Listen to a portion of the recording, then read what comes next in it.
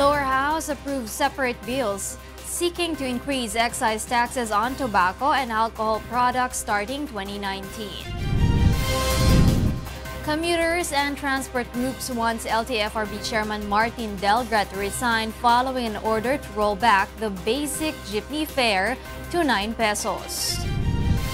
There should be permanent truce. There should be no bloodshed. And more than just a holiday ceasefire, the Philippine government seeks permanent truce with the New People's Army. The lower house approved separate bills seeking to further increase excise taxes on tobacco and alcohol products beginning 2019. Here's why from Grace Casin. 1,591 Filipinos die every day, or more than 500,000 every year, due to heart disease and other complications brought about by smoking and drinking alcohol. To address this problem, the House of Representatives approved on third and final reading on Monday separate bills seeking to increase the excise tax on tobacco and alcohol products starting next year. In the lower house version, there will be a 5 peso increase in the price of tobacco in 2019. A 2 pesos and 50 centavos tax hike will also be implemented each year from 2020 until 2022, and a 4% tax increase would then be imposed annually starting 2023. On January 2019, an ad valorem tax rate of 22% will be imposed, including specific tax rates per proof liter of 30 pesos, 35 pesos, 40 pesos, and 45 pesos from 2019 to 2022, and it will annually increase by 7% starting 2023. From 2023 onwards, the specific tax will be increased by 7% on the top of the ad valorem tax. For still and carbonated wines with an alcohol level of 14% or less, it will be 40 pesos per liter, to be increased by 7% starting 2022, while for still and carbonated wines with more than 14% alcohol level, it will be 80 pesos per liter, and taxes will also increase by 7% from 2020 onwards. For fermented liquors, additional taxes will be 28 to 36 pesos from 2019 to 2022, and a 7% increase from 2023 onwards. For sparkling wines, the bill proposes an ad valorem tax rate of 15% of the net retail price and a specific tax of 650 pesos per liter. The specific tax will increase by 7% in 2020 onwards. If you increase the taxes on tobacco and cigarettes, tataas din yung presyo. Pag tumaas yung presyo, papaisip yung mga tao. So, ibig sabihin nun, bumababa rin in proportion, bumababa rin yung consumption natin. So, less smokers, less drinkers. Collected taxes will be used to fund the government's universal health care program. The Department of Health earlier said the government would need about 257 billion pesos for the implementation of the program in the first year. Grace Casin, UNTV News and Rescue, House of Representatives. Some commuters and transport groups are calling for the resignation of LTFRB Chairman Martin Delgra, following his order to bring the basic fare in jeepneys back to 9 pesos amid plunging world oil prices. Aiko Miguel tells us why. Some transport and commuter groups are dismayed by the sudden cut in jeepney fares without proper consultation from stakeholders. The minimum jeepney fare of 9 pesos took effect on Tuesday from the previous 10 pesos. Tuesday, December 4, was supposedly the second hearing of the Land Transportation Franchising and Regulatory Board on the commuter group's petition to roll back the minimum jeepney fare to 8 pesos instead of 9 pesos. Bakit bigla nilang kinansela itong hearing na ito? Ano ang dahilan? Bastusan na ba ito?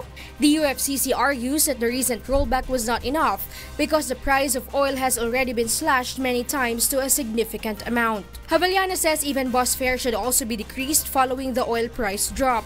Taong 2008, buwan po ng Mayo, ang presyo po ng diesel ay 46.40.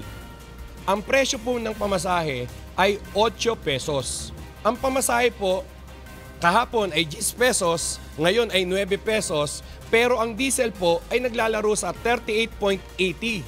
The transport group insists that the LTFRB should have held a consultation or a hearing on the price cut prior to its implementation. Efren De Luna of the Alliance of Concerned Transport Organizations says fare cuts or fare hikes shouldn't be based solely on the price of oil. De Luna says maintenance costs, discounts for senior citizens and students, the color coding scheme as well as the traffic situation are also significant factors to be considered in planning for fare adjustments.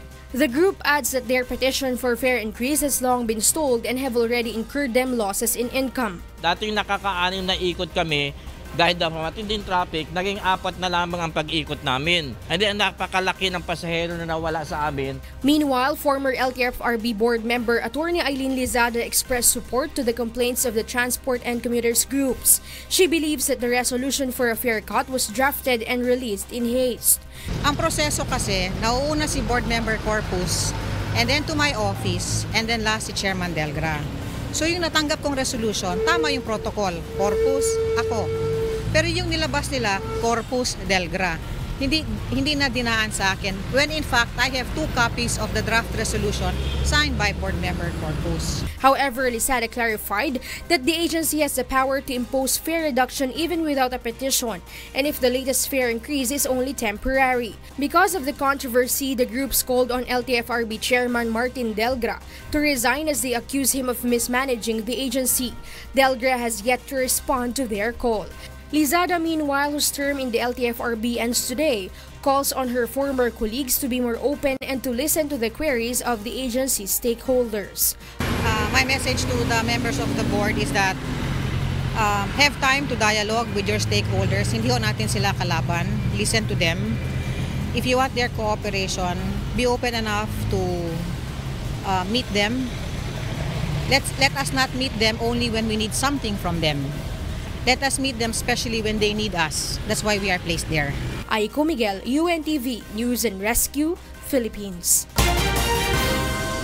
Government wants to have a permanent truce and not just a holiday ceasefire with the New People's Army, according to Malacañang. Rosalie Cos tells us why. President Rodrigo Duterte's meeting with his cabinet on Tuesday may include the reported recommendation of the Department of National Defense not to declare a truce with the New People's Army this holiday season. Based on reports, Defense Secretary Delfin Lorenzana is not inclined to have a holiday truce because the NPA rebels might just use the chance to reinforce their group, especially now that the government has already convinced many NPA rebels to return to its fold. Malacañang says the government wants permanent truce and not just a ceasefire during the holidays. There should be permanent truce. There should be no bloodshed as far as the government is concerned. It's about time we stopped all this bloodshed. It's been 50 years. Last year, both the government and NPA rebels have declared a 6-day suspension of offensive operations against each other's camp to give way to the holiday season. On December 26, the NPA will be celebrating their 50th anniversary, and the military and police are expected to intensify their security operations to prepare for any incident that NPA rebels are planning to stage in relation to their anniversary. Rosalie Cos, UNTV News and Rescue. Employees under the Office of the President are in for a truly merry holiday as President Rodrigo Duterte announced Monday that each staff shall receive a 50,000 peso holiday bonus. The chief executive said he initially offered 40,000 pesos but decided to increase it after his daughter Davao City Mayor Sara Duterte teased him about it. Sabi ni Inday, bakit naman kayo Maynila National Capital 40, ang aking bigay doon sa Davao 50. So, hindi tayo magpalugi sa Davao. Sabi ko kay Rheena Apostol, wala akong pakialam, magnakaw ka, dispalkuhin mo yung pera basta gawain mong 50. So, it's gonna be 50. Okay na yan? O gawain natin 60. Hindi, tingnan na lang natin. Oo, 50 kinagapaingit itong g***ing na ito. So, okay na. Kantahan naman niyo ako ng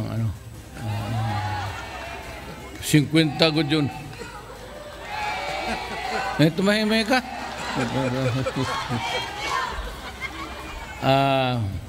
What's your...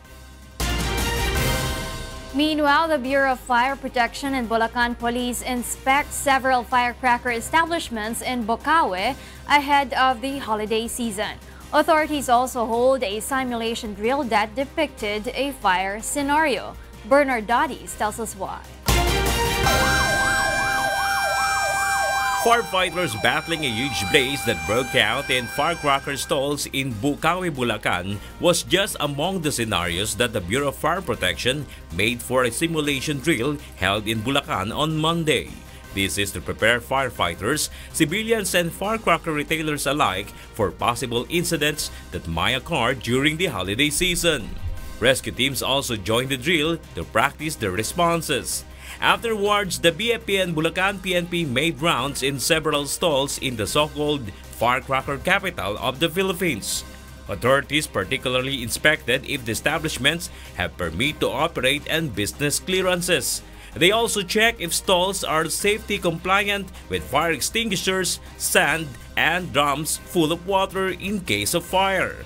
Unang-una yan ay pinagbabawal dyan. Yung una-una yung maninigarilyo. So dapat yan no smoking. Saka yung pagte-tasting ng ating mga produkto. So diyan kasi minsan madalas nagkakaroon ng mga insidente ng mga sunog dahil dapat din i-observe din yung distances ng mga manufacturing site natin saka yung selling display area. I-observe din natin yun para maiwasan natin na pagka nagkaroon ng mga insidente ng sunog ay dapat walang madadamay na iba. Doon sa mga manufacturer, sundin natin yung kung anong nakaset na mga guidelines. Doon naman siya nagtitinda, of course, sundin natin yung dapat meron tayong mga business permits at yung mga tinitinda natin ay naaayon. The BFP also reminded firecracker retailers and manufacturers of President Rodrigo Duterte's Executive Order 28, which strictly limits the use of firecrackers and sale of prohibited fireworks and pyrotechnic devices. Firecracker retailers, however, have expressed apprehension over the effects of said policy to their livelihood. At ngayon po kasi malaki po ang pinagbago ng paputok natin. Marami pong pinagbawal ang ating presidente. Kaya po ang ating mga ng mga seller po ng mga paputok natin medyo bumaba po ng konti ngayon. The order also mandates local government units to designate an area where allowable firecrackers may be used during the revelry. Bernard Dodis, UNTV News and Rescue, Philippines. Are you thinking where to put your holiday bonus this time of the year? Monoxon will give us some business tips where you can invest your hard-earned money.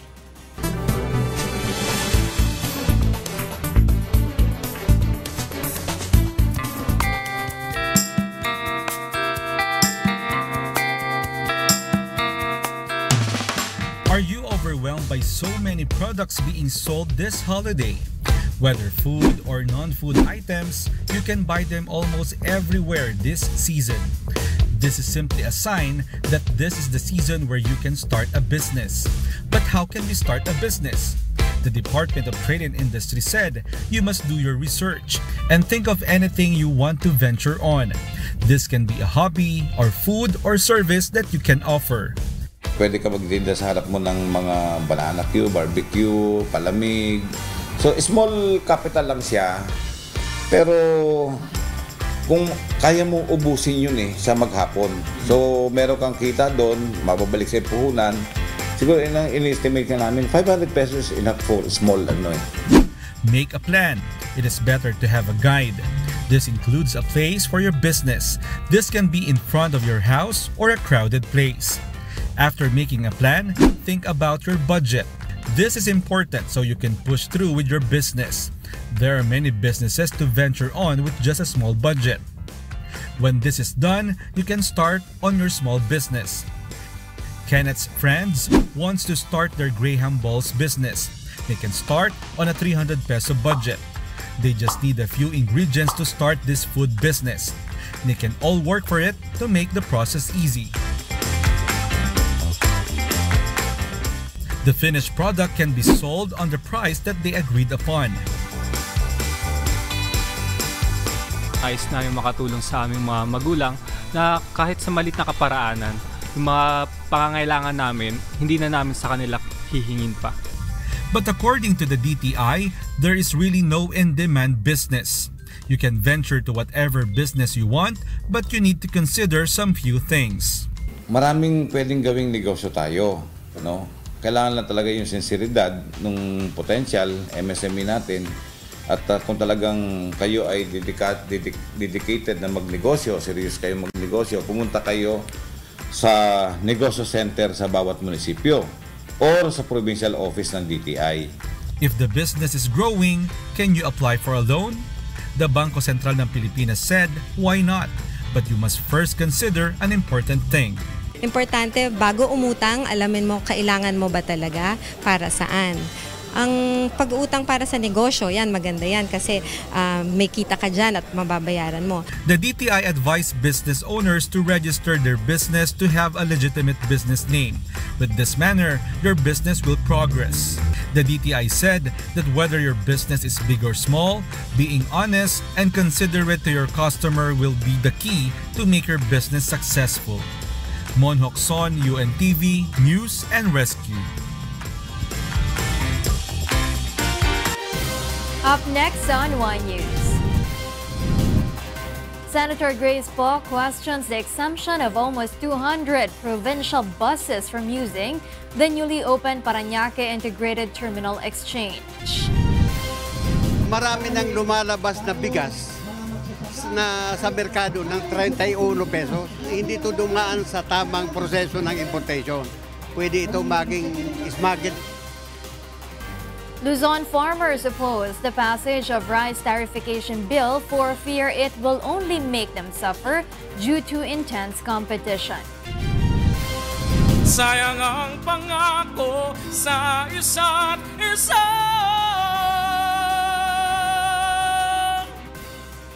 And the vocal battle of Wishcoveries begins in the Wishcovery Season 2, The Singer and the Song.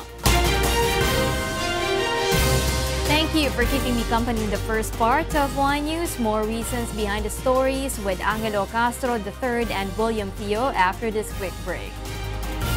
I'm Rheena, Villamor-Camara. Good evening.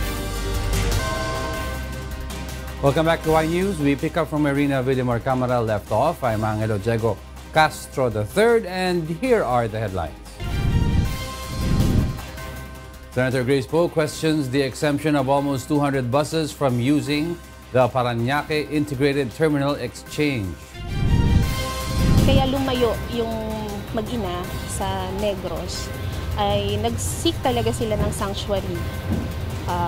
Dahil yun nga, patuloy silang hinahabol ng mga pulis, pinipilit na gawing star witness nila doon sa Sagay Massacre. A parent of a minor who survived the Sagay Massacre files a complaint against 3 cops and the father of the child, accusing them of forcing the minor to testify against the MPA rebels. And the Philippines gets a failing mark on road safety standards based on the International Road Assessment Program.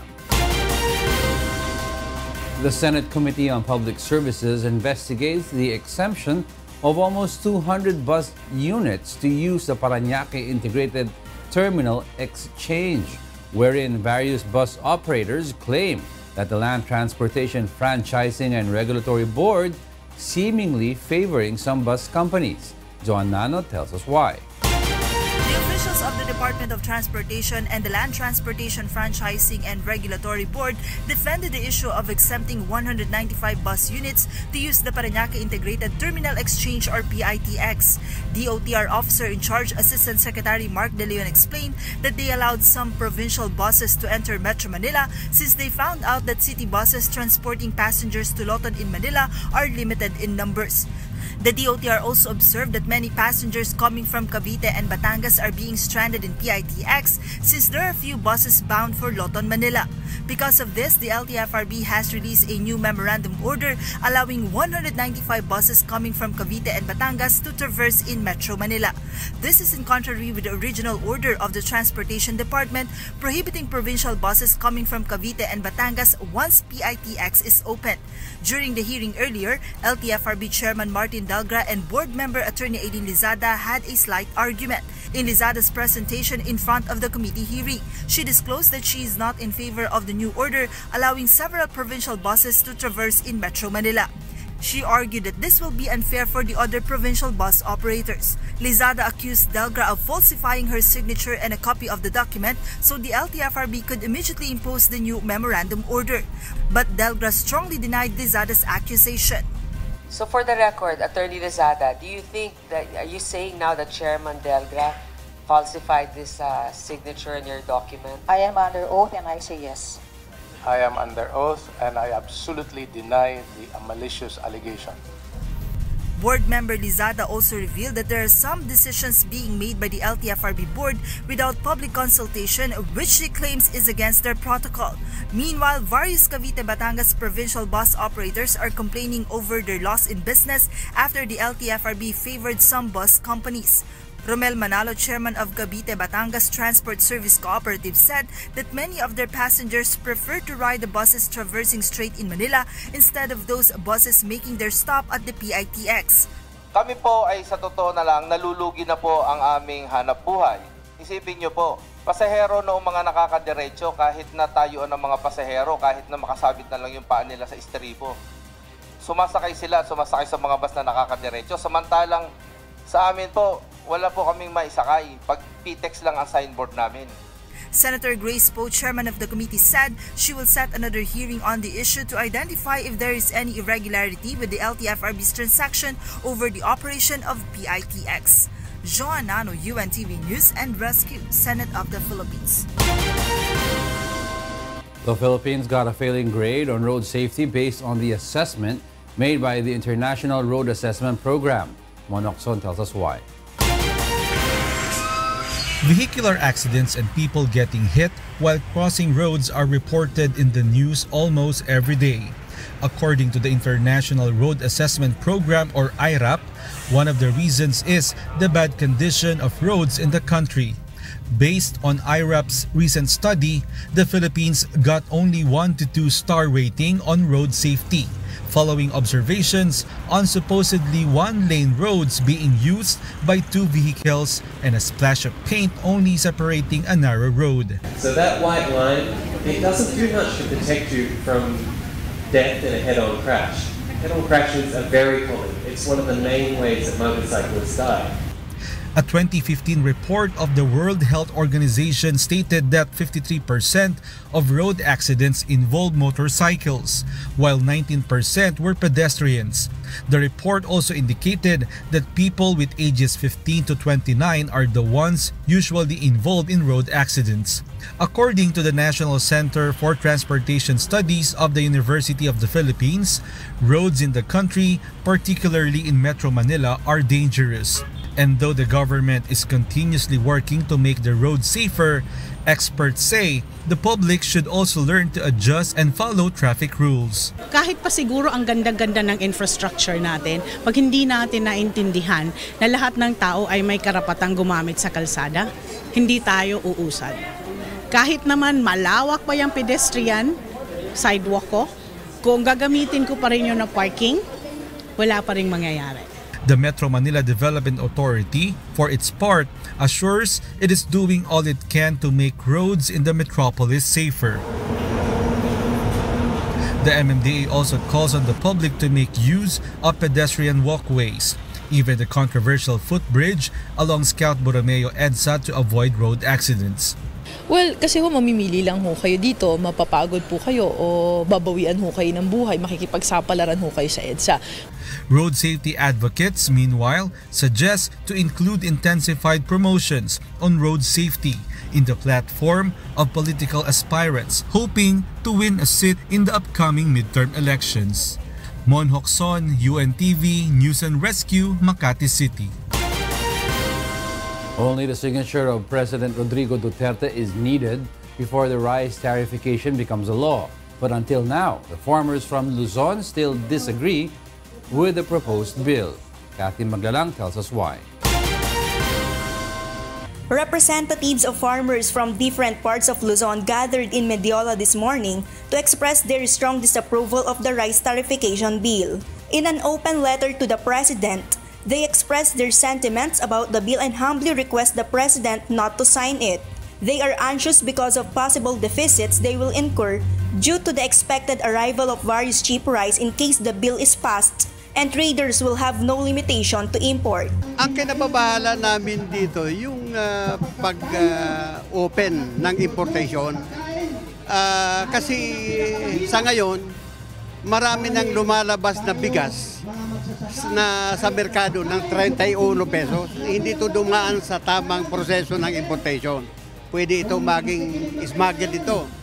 Ito, parang linilegalize na dito sa tariffication bill na ito. Yung pati smuggling kasama na rito.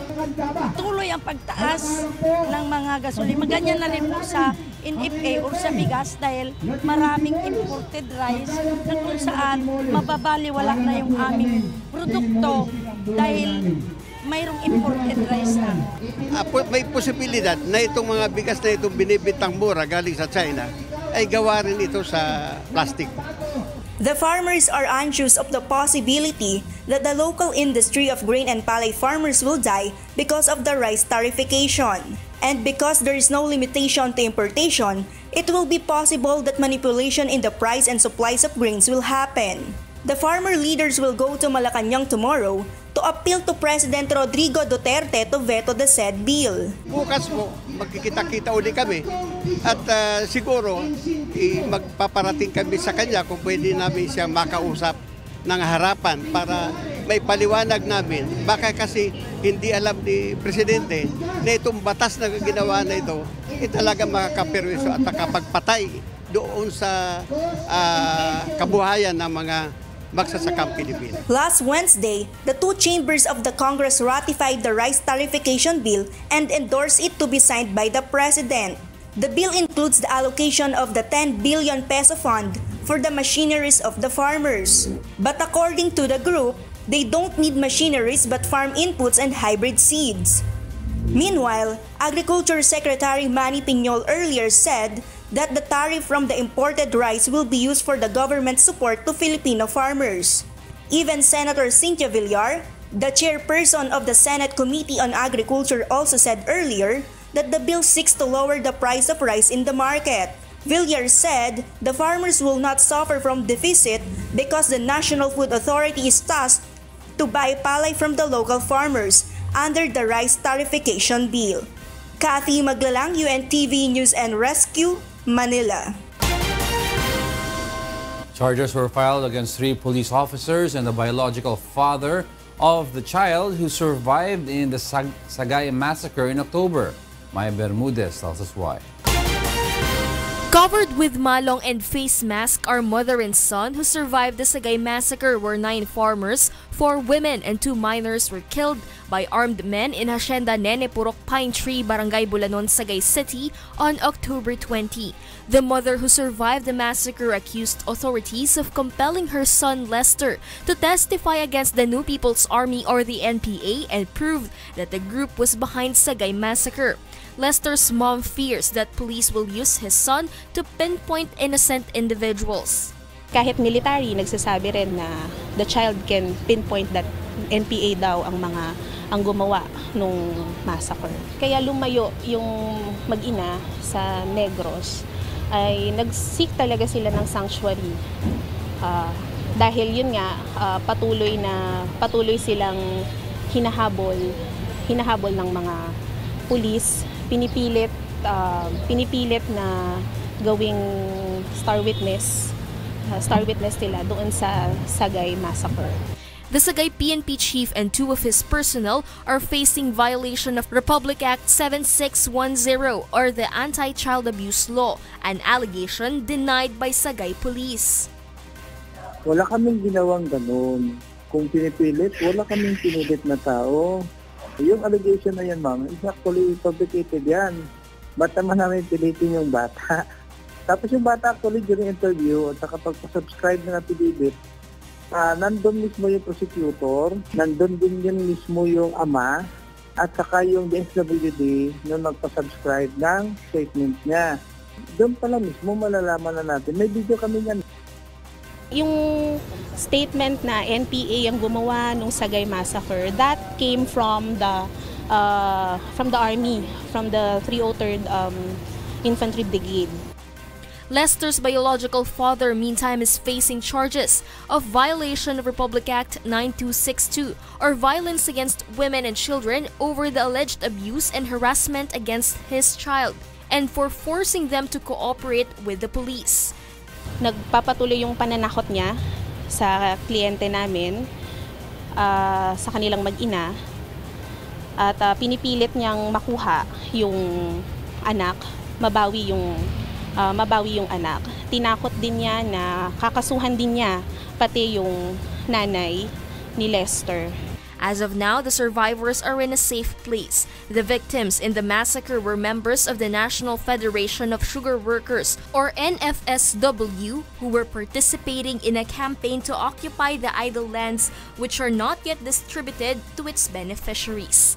Mai Bermudez, UNTV News and Rescue, Manila. 3 cadets from the Philippine National Police Academy tagged in a sexual assault against 2 plebes in October have until tomorrow to file an appeal on their ouster. The PNP also calls on cadets to concentrate on their studies and strictly follow the Academy's rules and regulations. Victor Cosare tells us why. The Philippine National Police Academy has yet to receive a motion for reconsideration from the 3 cadets who were ordered dismissed for their involvement in a sexual assault against 2 freshman cadets in October. On Monday, the 3 upperclassmen, a second-class cadet and third-class cadets were booted out from the academy after they were found guilty of grave delinquency and conduct unbecoming of an officer. Based on the investigation, the second-class cadet was the one who ordered the 2 victims to perform oral sex as penalty for an unidentified offense. The 2 third-class cadets were also implicated in the case for serving as lookouts and for keeping mum about the incident. The 3 were given 48 hours or until Wednesday at 2 p.m. to submit their respective motion for reconsideration. With their dismissal, the 3 no longer have the chance to become officials of the Philippine National Police. We are not happy that cadets will be, should I say, dismissed or attrited from the program of cadetship. But again, we will not compromise the standard of the PNPA. There are rules and regulations to be observed. As I've said, they were found guilty, so we recommended, or I signed for the dismissal, though they have 2 days to file their motions for reconsideration. The 2 plebes who complained of sexual harassment have returned to their normal class schedules after undergoing debriefing. PNPA Director Jose Chiquito Malayo calls on cadets to strictly abide by the honor system to prevent the incident from happening again. Hindi maulit is we are emphasizing the cadets to really concentrate, studying their lessons, obey the rules and regulations. You should involve themselves in the good traditions of the PNPA and not with the malpractices. And of course, they really have to abide or live with the tenets of the honor system. Malayo also believes the issue will not hinder those who wish to train under the PNPA to become a part of the Philippine Police Force. Marami pa rin naman po ang nag-exam. So I think it's not an indication that many were discouraged or are discouraged in sending their children to PNPA. Victor Cosare, UNTV News and Rescue, Philippines. Wishcovery Season 2, the singer and the song gets more exciting as the vocal battle of Wishcoveries begins. Leslie Longboen explains why. After introducing the top 12 Wishcoveries of each camp, the singing hopefuls are now ready to battle against each other in Wishcovery Season 2, the singer and the song. The 12 Wishcoveries are divided into 4 groups. Each group is comprised of 3 members. The members of each camp will showcase their talents and one gets eliminated every week. Camp Rani Raimundo's team members from North Luzon went first, namely Joan Lambino, Mark Francis Reyes, and Rando Manulos. Joan performed the song Ikaw Lang Ang Mamahalin.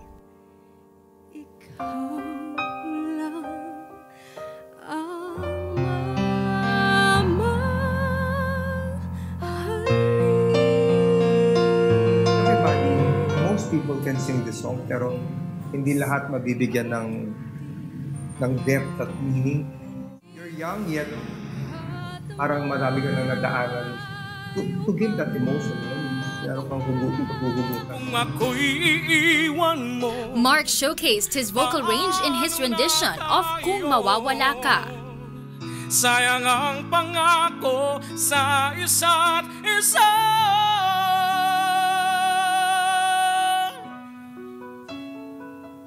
Kung mawawala ka.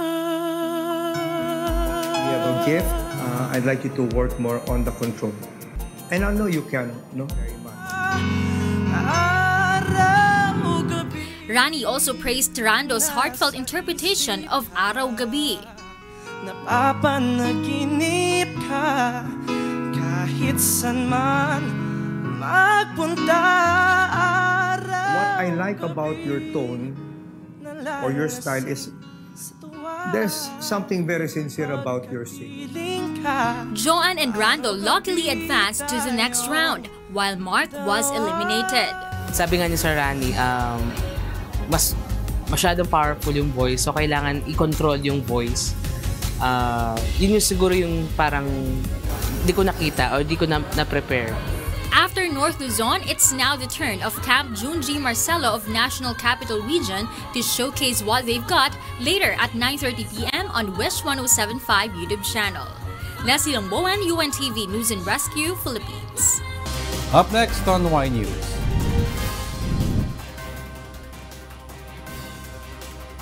The World Bank to invest $200 billion to combat climate change. Works of a known film designer get featured in First Thai Silk International Fashion Week.